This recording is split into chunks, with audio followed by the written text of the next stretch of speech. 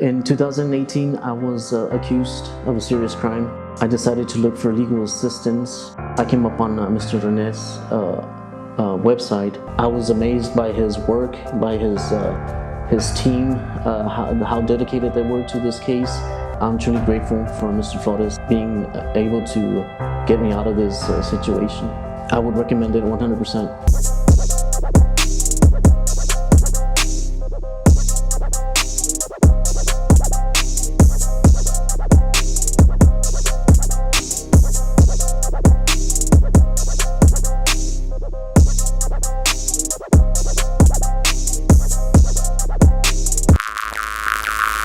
La Van, bro. La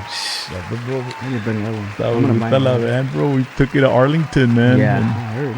And got to go play over there at the Dallas Cowboys with Bill Bates tailgate party. Y tiene una cama, bro. That was fucking genius to put that bed in there, bro. Yeah, that one saves my ass.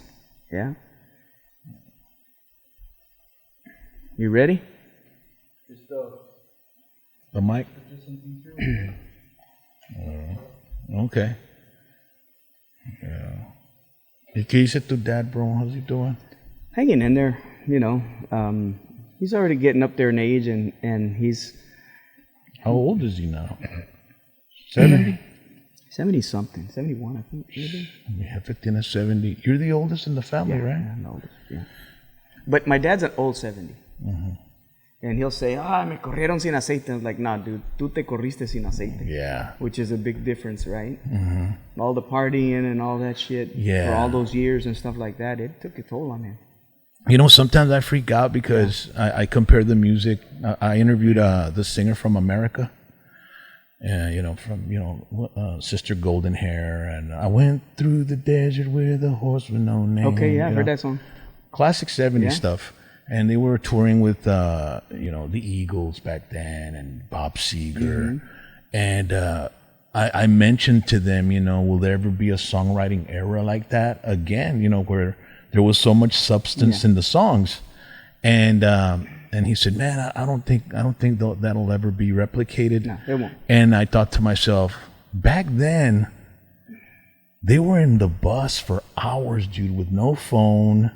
Yeah, but the radio also didn't have all the analytics now, because now radio wants bubblegum music. They want in and out, quick hook, not a lot of lyrics. 2-minute songs. They want you to make music for dumb people. Yeah. That's what they want. And so you go, well, I mean, if I produce something with quality, it doesn't make the cut because it's, it takes a while to catch on, right? Yeah. Songs need time. For you to hear it a couple of times before you can say, Comparing those days when they're in a tour bus, they can't get to a phone until they get to where they're going to get to because there's pay phones. No distractions. There were no distractions, bro. Right. And now you're on a tour bus and you've got your cell phone, you've got your Wi-Fi. Right. There's a lot of distractions. You've got all this YouTube stuff that you can watch. And back then, a lot of the songwriting was real deep because they spent hours on the road between towns. Yeah, they were also on drugs. Yeah, well, I mean, they had to figure out a way to. They were all on LSD, and, those hallucinogenic drugs. Yeah, they all did produced that. Some good stuff, man. LSD produced some great music with Zeppelin, and But like the Eagles, I mean, the Eagles and the Beatles. Yeah, and Jackson Browne and Todd Rundgren, all those guys in the 70s. It's a different, I was watching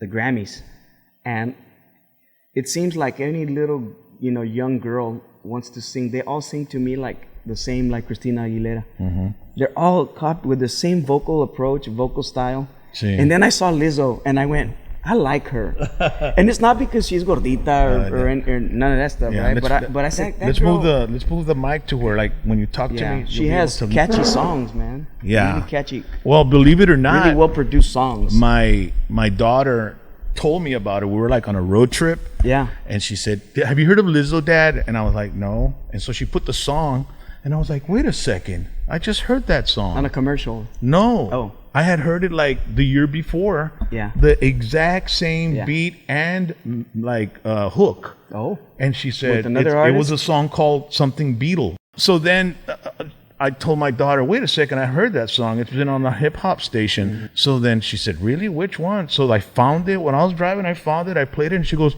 wow, it does sound the same. And I'm like, where's the creativity here? Isn't the Grammy supposed to be giving awards to... Everybody does that, Rock. Everybody steals ideas. Everybody has some type of inspiration, and they just make it theirs. I mean, we were listening to the one with Raulito where they did the Boston intro. Yeah. You know, it's okay. It didn't sound like Boston, even though the intro sounded like Boston. Yeah.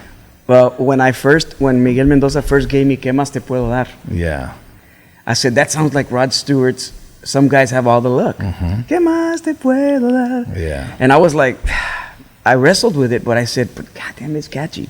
Yeah. And so I did it, Yeah. you know. And so, but it wasn't like I was looking for a song to sound that way. He showed it to me and I liked it. And I recorded it. Yeah. So we're gonna record. Talking about the Or have we been Grammys, recording? talking about the Grammys, they had the lowest ratings in their age demo. Yeah. This year, and I was talking with one of my partners at the station about it, and I was my hypothesis on that was that back in the day, you only had a certain amount or a group of people or artists that we were being fed Correct. through Correct. television and radio, and that was the show where you got to see all of them in one night. People are distracted. That's the bottom line. Well, So not enough people go, man, I'm going to get home and I'm going to watch the Grammys. But the internet has spawned so many more artists than just what the radio feeds you. It has, and it's good. It's great. I love it. It's good and it's bad. Yeah. You know, it has its negativity. I mean, I think every industry out there has been affected negatively from the internet. Everyone. And positively, it has its pros and cons. It does have its pros and cons. Because I'm hearing about bands that would have never gotten the light of day with a label. Man, is it's hard to make money nowadays because the reason it's hard to make money is because... No, hombre, qué bárbaro, cállate, shut up, se está poniendo bien de aquellas y ven calientita la plática con el Bobby Pulido right here on hashtag PVT. Tomorrow's the next episode. You want to be the first to see it? You got to hit subscribe. Subscribe and hit the little bell. Así when I upload it, you'll be the first one to be notified so you can see it first.